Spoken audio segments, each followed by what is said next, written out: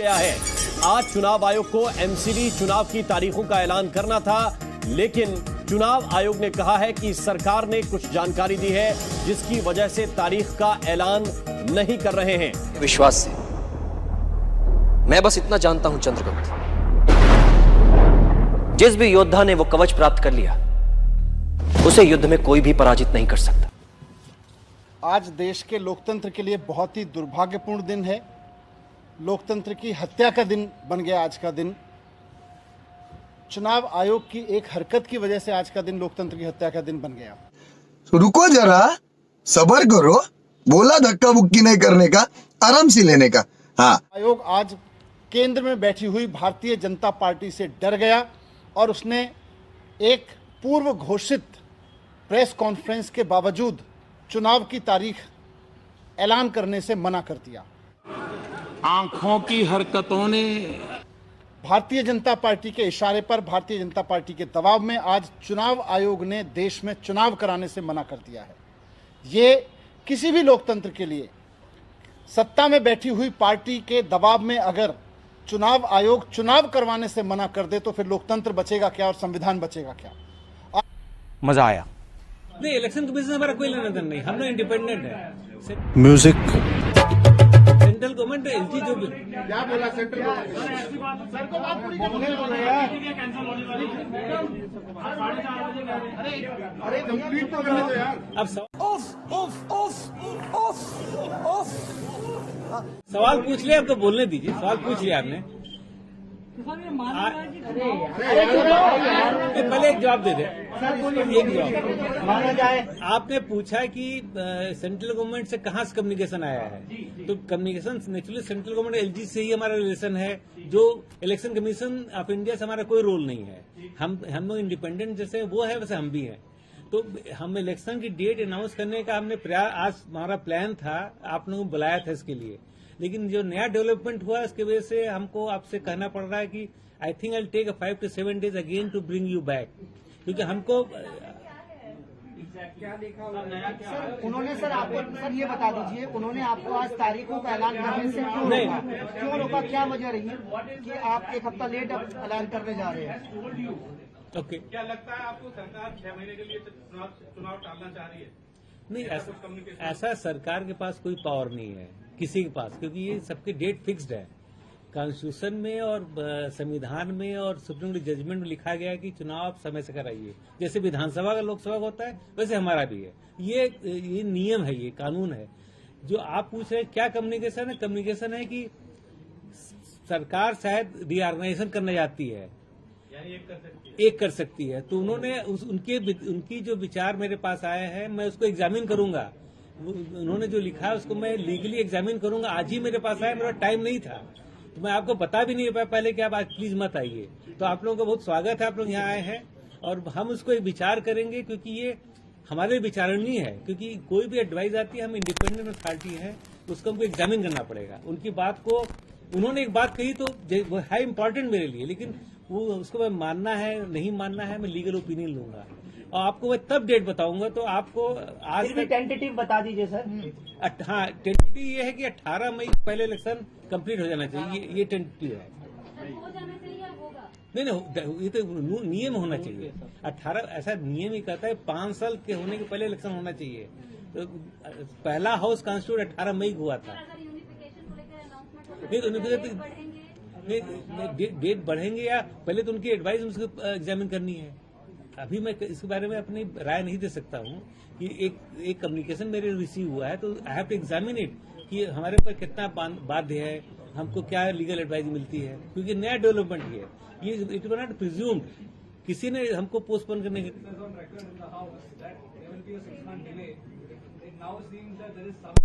नहीं डिले। देखिए, डिले तो अभी नहीं है, क्योंकि अभी तो हम 18, हमारे पास टाइम बहुत है। नहीं, जो डेट में सोचा था उससे डिले हो, लेकिन मेरे मन में जो डेट थी इलेक्शन कंडक्ट करनी, उससे डिले हो सकता है, क्योंकि हमारे कुछ कराने ही पड़ेंगे। हाँ, 6 महीने डिले नहीं हो सकता। नहीं, नियम नहीं करता, किसी जगह नियम है, 6 महीने का नियम नहीं है सर एक बार ऐसा कोई नियम नहीं है।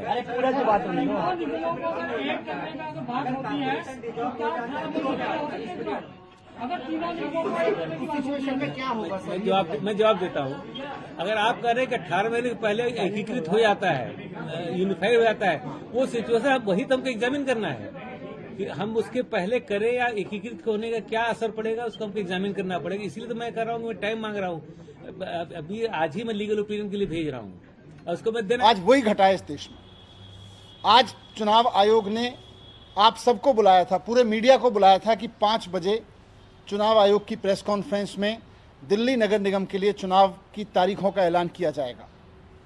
लेकिन उसके पहले केंद्र सरकार ने चुनाव आयोग पर दबाव डाला और उसके बाद चुनाव आयोग ने केंद्र सरकार के भारतीय जनता पार्टी के दबाव में आके तारीखें ऐलान करने से अपने आप को रोक लिया, चुनाव करवाने से अपने आप को रोक लिया, चुनाव टाल दिया। ये बहुत खतरनाक है। अगर देश का चुनाव आयोग राज्य सरकारों के सामने, केंद्र सरकारों के सामने इस तरह से झुकने लगेगा, इस तरह से घुटने टेक देगा, तो फिर चुनाव का बचेगा क्या? चुनाव का मतलब क्या बच गया? लोकतंत्र का मतलब क्या बच गया?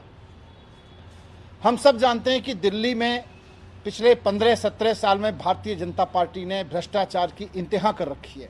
त्राही त्राही मची हुई है दिल्ली में बीजेपी के भ्रष्टाचार की वजह से। एमसीडी में दिल्ली में जितना बीजेपी ने भ्रष्टाचार किया है, हर आदमी दुखी है और भारतीय जनता पार्टी इस बात को अच्छे से जानती है। अब जब चुनाव सर पे हैं, चुनाव की तारीखों का आज ऐलान होने वाला था, तो बीजेपी उससे घबरा गई। उसको पता है कि इस बार बीजेपी के भी सर्वेज में उनको पता है कि इस बार आम आदमी पार्टी की 272 में से 250 सीटें आने वाली हैं। जिस तरह से विधानसभा के चुनाव में 70 में से 67 सीटें दी एक बार और 70 में से 62 सीटें दी अरविंद केजरीवाल को दोबारा, तो आज पूरी दिल्ली में लोगों को लग रहा है कि एमसीडी में भी उन्हें केजरीवाल ही चाहिए। और दिल्ली के दिल में जब आया कि एमसीडी में केजरीवाल, तो बीजेपी चुनाव से भाग गई। भारतीय जनता पार्टी घबरा गई कि 15-20 सीटों पर समेट देगी दिल्ली की जनता इतने भ्रष्टाचार की वजह से। तो उसने चुनाव आयोग को झुका के आज दबाव डाला और तारीखें टलवा दी, चुनाव आयोग से चुनाव का ऐलान टलवा दिया। आज भाग गई भारतीय जनता पार्टी। भारतीय जनता पार्टी में आज हिम्मत नहीं है कि दिल्ली की जनता का सामना कर सके। भारतीय जनता पार्टी में आज हिम्मत नहीं है कि समय पे चुनावों का सामना कर सके। बहाना ले रहे हैं यूनिफिकेशन का। यूनिफिकेशन से क्या होगा? यूनिफिकेशन से इतना ही तो होगा कि अभी 272 पार्षद अलग अलग जगह से अपने अपने वार्ड से चुने जाते हैं और 3 अलग अलग कमरों में बैठते हैं। यूनिफिकेशन होगा तो तीनों एक कमरे में बैठने लगेंगे, एक ही हॉल में बैठने लगेंगे। यूनिफिकेशन का यही तो है। तो यूनिफिकेशन करवाते रहना। लेकिन चुनाव क्यों टाल रहे हो? चुनाव से क्यों भाग रहे हो? चुनाव से क्यों घबरा रहे हो? क्योंकि आपको पता है कि आम आदमी पार्टी की 250 सीटें आ रही हैं और आपकी 15-20 सीटों पर ज़्यादा से ज़्यादा हो सकता है जीरो कर दे जनता। लेकिन भारतीय जनता पार्टी के कुकर्म तो दिल्ली की जनता जानती है और भारतीय जनता पार्टी अपने कुकर्मों की वजह से, हार के डर से घबराई है, हम समझते हैं। चुनाव आयोग बीजेपी से क्यों घबरा गया? चुनाव आयोग केंद्र सरकार के झुकाव में क्यों आ गया? देश के संविधान ने चुनाव आयोग को ये जिम्मेदारी दी है और पूरी पावर्स दी हैं कि वो किसी भी सरकार के आगे झुकेगा नहीं, निष्पक्ष चुनाव कराएगा, समय पर चुनाव कराएगा। लेकिन जिस तरह से आज चुनाव आयोग ने भारतीय जनता पार्टी और केंद्र सरकार के सामने घुटने टेक दिए हैं, उससे बहुत बड़ा खतरा पैदा हो गया है। कल को भारतीय जनता पार्टी या केंद्र सरकार चाहेगी तो वो राज्यों के चुनाव नहीं करवाएंगे। किसी भी राज्य में अगर कल को भारतीय जनता पार्टी को लगेगा कि वो हारने वाले हैं, तो वो चुनाव आयोग भारतीय जनता पार्टी के सामने घुटने टेक के वहां के इलेक्शन कैंसिल करा देगा। कल को मोदी जी को लगेगा कि वो देश का चुनाव हारने वाले हैं, तो केंद्र सरकार के इलेक्शन कैंसिल हो जाएंगे। तो अगर इलेक्शन कैंसिल करना केंद्र सरकार और राज्य सरकारों के, चुनी हुई सरकारों के दायरे में आ गया, अगर इस तरह की परंपरा बना दी चुनाव आयोग ने, तो उसके बाद में लोकतंत्र में बचेगा क्या? बुलाई हुई प्रेस कॉन्फ्रेंस को जिस तरह से आज नकारा गया, चुनाव आयोग ने अपने पूरे शेड्यूल को जिस तरह से टाला केंद्र सरकार के दबाव में, देश के इतिहास में आज तक नहीं हुआ, पहली बार हुआ है। मैं आखिर में यही कहना चाहता हूं कि भारतीय जनता पार्टी लोकतंत्र की इस तरह से हत्या ना करे। चुनाव आयोग अपने दायित्व को समझे। संविधान ने, बाबा साहब ने, देश की उम्मीदों ने, आज़ादी के इतने सारे जान देने वाले लोगों ने आज़ाद देश कराया और फिर संविधान बना तो इसलिए ताकि संविधान के हिसाब से देश चलेगा, और संविधान ने चुनाव आयोग को ताकत दी तो इसलिए ताकि संविधान के हिसाब से चुनाव कराएगा। मैं चुनाव आयोग को भी कहना चाहता हूं कि संविधान के रक्षा के लिए, लोकतंत्र की रक्षा के लिए अपने निर्णय को, अपने कर्तव्य को ठीक से निभाएं। बीजेपी से भी कहना चाहता हूं कि अगर हार रहे हो तो अच्छे काम करो ना, लोगों के लिए ईमानदारी से काम करो ना। ये चुनाव आयोग के दरवाजे से चुनाव से क्यों भाग रहे हो, डर के क्यों भाग रहे हो? और मुझे पूरी उम्मीद है कि अभी अगर चुनाव हो तो 272 में से 250 सीटें आएंगी। और अगर बीजेपी इस तरह से चुनाव से भागी और भारतीय जनता पार्टी का ये चेहरा जो लोगों को आज समझ में आ गया है, इसके बाद तो हो सकता है 260 या 70 सीटें भी आ सकती हैं आम आदमी पार्टी की। Thank you. सरकारें आती जाती रहेंगी, कल आप भी नहीं होंगे, कल मैं भी नहीं होऊंगा। हम इम्पोर्टेंट नहीं हैं, लोग इम्पोर्टेंट नहीं हैं, पार्टियां इम्पोर्टेंट नहीं हैं, देश इम्पोर्टेंट है। अगर हम चुनाव आयोग को दबाव डाल के चुनाव कैंसिल कराते हैं, इससे चुनाव आयोग कमज़ोर होता है, और चुनाव आयोग कमज़ोर होता है, चुनाव कैंसिल होते हैं तो देश कमज़ोर होता है। मेरी आपसे हाथ जोड़ के विनती है, चुनाव कैंसिल मत कराइए। अगर चुनाव कैंसिल होते हैं, ये जनतंत्र के लिए बहुत बड़ा खतरा है।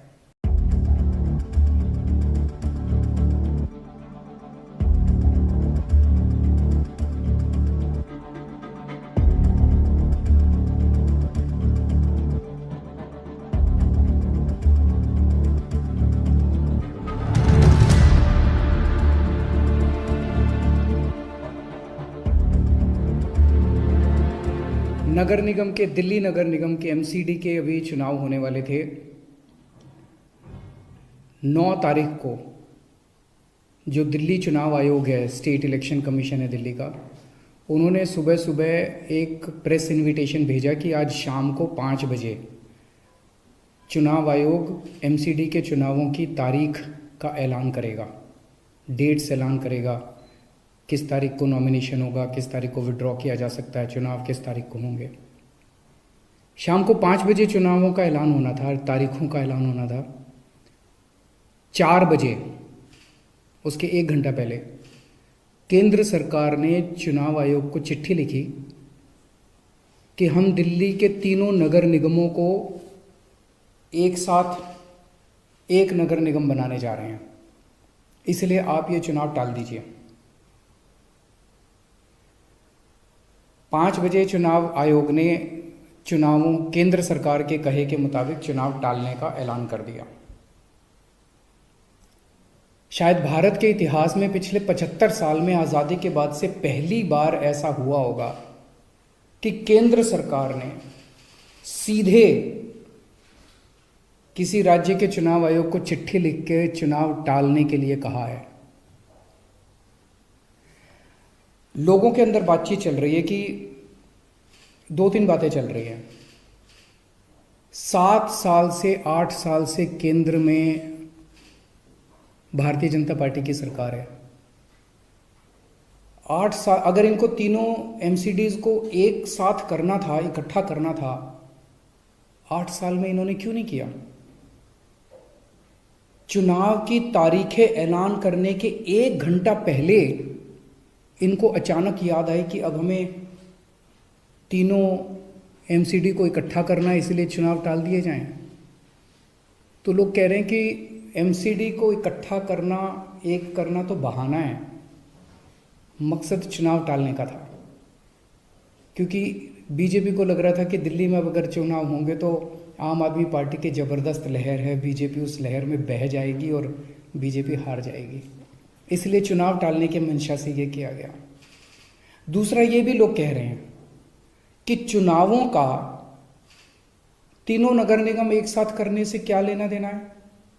आज 3 नगर निगम है दिल्ली में, 272 वार्ड हैं, कुछ इसमें कुछ इसमें कुछ इसमें। तो तीनों नगर निगम के काउंसलर अपने अलग अलग नगर निगम में बैठते हैं। चुनाव हो जाने दीजिए, अगर तीनों को इकट्ठा भी कर दोगे आप तो वो एक जगह बैठने लग जाएंगे। दोबारा चुनाव कराने की क्या जरूरत है? अभी चुनाव रोकने की क्या जरूरत है? चुनाव टालने की क्या जरूरत है? चुनाव करवाओ, नए काउंसलर आएंगे और नए काउंसलर जो भी आएंगे वो जब तक तीनों नगर निगम है तीनों में बैठ जाएंगे, एक नगर निगम होगा वो एक साथ आके बैठ जाएंगे। तो चुनाव टालने की तो जरूरत ही नहीं थी। लेकिन मकसद तीनों नगर निगम एक साथ करने का नहीं था। अगर करना होता तो 7 साल में कर लेते ये लोग। मकसद था चुनाव टालने का। ये देश के लिए अच्छा नहीं है। दोनों चीज़ें अच्छी नहीं हैं।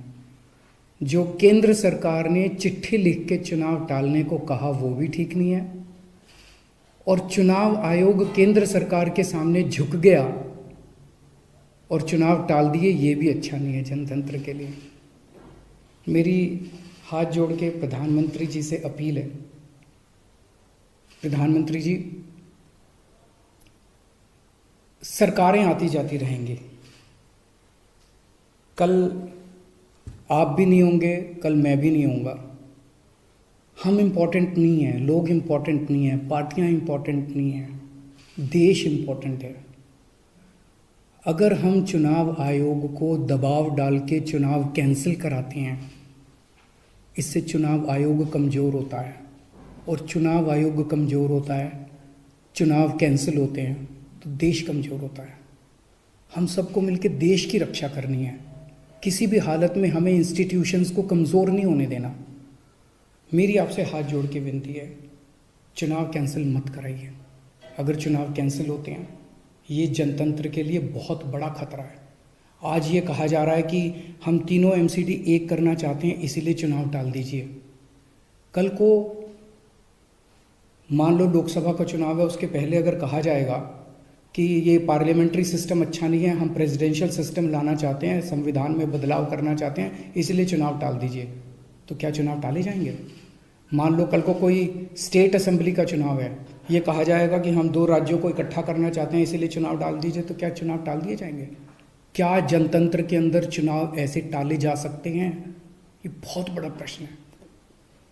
मैं प्रधानमंत्री जी से यही निवेदन करना चाहूँगा, कल केजरीवाल भी नहीं रहेगा, कल मोदी जी भी नहीं रहेंगे, ये देश रहेगा। इस देश को अपने को कमज़ोर नहीं करना। मुझे नहीं पता कि राज्य के हमारे जो स्टेट इलेक्शन कमिश्नर हैं, उन पे ऐसा क्या प्रेशर डाला गया, उनको क्या धमकी दी गई, इनकम टैक्स की, ईडी की, सीबीआई की कोई धमकी दी गई, या वो अभी अप्रैल में रिटायर हो रहे हैं तो उनको पोस्ट रिटायरमेंट कोई लालच दिया गया, मुझे नहीं पता क्या दिया गया, लेकिन वो तुरंत 1 घंटे के अंदर चुनाव टालने को तैयार हो गए। ऐसे संस्थाएं कैसे चलेंगी? और मैं हमारे स्टेट इलेक्शन कमिश्नर से भी कहना चाहूँगा कि सर, अगर आप ऐसे चुनाव टाल देंगे, ये तो जनतंत्र ही नहीं बचेगा। हम लोगों ने आज़ादी किस लिए पाई थी? इस देश ने आज़ादी किस लिए पाई थी? जनता का राज है, जनतंत्र है इस देश के अंदर। आप ऐसे चुनाव टाल देंगे तो जनतंत्र ही नहीं बचेगा। मुझे नहीं पता आपके ऊपर क्या प्रेशर डाला जा रहा है, मुझे नहीं पता आपको क्या धमकी दी जा रही है या क्या लालच दिया जा रहा है, लेकिन सर जो भी आप जे क्लस्टर्स में विकास का काम गरीब के लिए हो सके, यह अपने आप में स्तब्ध करने वाली बात है कि निगम के माध्यम से गांव के विकास के लिए भी जो पैसा दिल्ली सरकार को देना चाहिए था, वो पैसा भी जानबूझकर अरविंद केजरीवाल जी समाप्त कर चुके हैं, और उसका विरोध दिल्ली नगर निगम की ओर से कई बार उनके समक्ष हो चुका है। हम सब जानते हैं कि कम्युनिटी सेंटर्स में गरीब चाहे किसी भी समुदाय का क्यों ना हो, परिवार में बच्चे के जन्म का उत्सव मनाने का प्रयास करता है। गरीब की बेटी का ब्याह ऐसे कम्युनिटी सेंटर्स में हो, ऐसी अभिलाषा समाज में रहती है। निगम के माध्यम से ऐसे कम्युनिटी सेंटर्स में सेवा देने का प्रयास होता है, लेकिन अरविंद केजरीवाल जी कम्युनिटी सेंटर का पैसा भी रोक कर बैठे हैं। वो सड़क, वो गली जो किसी गरीब के घर तक पहुंचती है, वो सड़क ना बने, गली में खुली सुएज बहती रहे, विकास का निगम के माध्यम से काम ना हो, अरविंद केजरीवाल जी वो पैसा भी बंद कर चुके हैं। वैधानिक संस्थाओं पर इस तरीके की तोहमत लगाना शोभा नहीं देता, और मैं केजरीवाल जी से सिर्फ 2 प्रश्न पूछना चाहती हूँ। पहला तो ये कि वो बताएं कि म्युनिसिपल कॉरपोरेशन के बिना क्या कोई शहर जिंदा रह सकता है। जो कि लगातार म्यूनिसिपल कॉरपोरेशंस को ख़त्म करने की, उनकी ताकत हटाने की प्रक्रिया इन्होंने शुरू कर रखी है। दूसरा, 2012 में जब ये चुनकर आए थे तो इन्होंने एक वायदा किया था जो कि झूठा साबित हुआ कि जब ये चुने जाएंगे तो ये लोकल बॉडीज़ को 20% जो है अपने बजट का हिस्सा देंगे, लेकिन 7 से 8% बजट का हिस्सा जो म्यूनिसिपैलिटीज़ को दिया जा रहा है उसमें भी गफलत की जा रही है, वो भी पूरा नहीं दिया जा रहा। और 12-13% जो कानूनी तौर पे उनका बनता है फाइनेंस कमीशन के आधार पे, वो भी उनको पैसे नहीं दिए जा रहे। तो क्या ये एडमिनिस्ट्रेटिव रिफॉर्म्स, म्यूनिसिपैलिटीज़ के जो रिफॉर्म्स हैं उसके खिलाफ है या पक्ष में, ये दिल्ली की जनता। केंद्रीय मंत्री माननीय स्मृति ईरानी जी से 3 चीज़ें कहना चाहता हूँ। उन्होंने जस्टिफाई किया है कि चुनाव रुकवा के बीजेपी ने सही किया है, एमसीडी का चुनाव रुकवा के बीजेपी ने सही किया है। पहली बात तो मैं उनसे कहना चाहता हूं कि मैडम, ये कांग्रेसियों की तरह रोना बंद करो। जब देखो हाय रे, मर गए रे, पिट गए रे, सरकार ने पैसा नहीं दिया रे, ये तो कांग्रेसियों की आदत है। आप कांग्रेसियों की तरह रोने लगे। कांग्रेसियों की तरह रोना बंद करो और हिम्मत से नगर निगम चलाओ जितने दिन आपके पास में बचे हैं। काम आपकी सरकार ने कुछ किया नहीं। 15 साल आपको बीजेपी को मौका देके देखा, दिल्ली के लोगों ने बीजेपी को, वहां काम आपसे किया नहीं। और जब 15 साल बाद जनता आपको हटाने का मन बना चुकी है और अरविंद केजरीवाल जी को एमसीडी में देखना चाहती है, एमसीडी में भी केजरीवाल का नारा लगा रही है, तो फिर आप हाय रे, मर गए रे, केजरीवाल ने पैसे नहीं दिए रे, दिल्ली सरकार ने पैसे नहीं दिए रे, पैसे नहीं मिले रे, पैसे नहीं मिले रे, तनख्वाह नहीं मिली रही। अरे आपका लोगों ने भ्रष्टाचार इतना कर रखा है, पैसे कहां से आएंगे? आपके पास पैसे बचेंगे कहां से? तो पहली बात तो मैं आपको यही कहना चाहता हूं कि कांग्रेसियों की तरह रोना बंद कीजिए मैडम। आप देख रहे हैं किस तरीके से गैर संवैधानिक तौर तरीके अपनाकर इलेक्शंस को पोस्टपोन कर देते हैं, इलेक्शंस को एडवांस कर देते हैं, इलेक्शंस लॉन्ग ड्रॉन कर देते हैं। ये दुर्भाग्यपूर्ण है, खास करके दिल्ली को लेकर तो हमेशा से ही सेंटर और स्टेट में आपस में मतभेद रहा है। एमसीडी इलेक्शंस में इंटरफेयर कर और डेट्स चेंज करना या डेट्स अनाउंस नहीं करना, ये एक गलत ट्रेंड है। वो लड़ाई लड़े ना, एमसीडी में लड़ाई लड़कर देख लें कौन सच बोल रहा है, कौन झूठ बोल रहा है। मीनाक्षी लेखी जी ये 20%, 7% के आंकड़े में क्यों पड़ रही है? अगर उनके साथ गलत हुआ है या एमसीडी के साथ गलत हुआ है तो चुनाव के नतीजे बता देंगे। क्या देश की जनता ने या वोटर्स ने अभी नतीजे नहीं दिए हैं? तो आप इलेक्शन से घबरा क्यों रहे हैं? इलेक्शन को पोस्टपोन क्यों कर रहे हैं? Election date announce. बहुत बुरा लगा आचार्य।